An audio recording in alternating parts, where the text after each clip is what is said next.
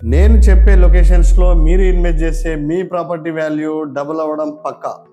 ఇలా మీకు చాలామంది చెప్పి ఉంటారు, but what is the reality అనేది ఈ వీడియోలో డిస్కస్ చేసుకుందాం. ఓఆర్ఆర్ ఎగ్జిట్ 16 మనకి ఎయిర్పోర్ట్కి వెళ్ళే ఎగ్జిట్.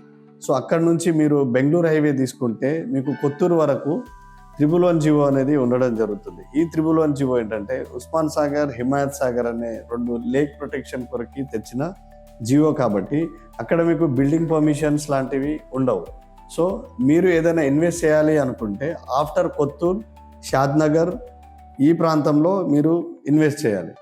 సో మీరు ఎగ్జిట్ 15, ఎగ్జిట్ 14, ఎగ్జిట్ 13, 12 తీసుకుంటే మీకు ఫ్రీ జోన్ ఉంటుంది.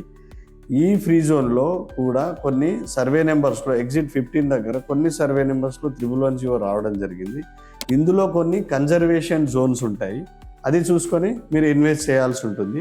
లీగల్ అండ్ డాక్యుమెంటేషన్ గురించి మనం వచ్చే వీడియోలో మాట్లాడుకుందాము.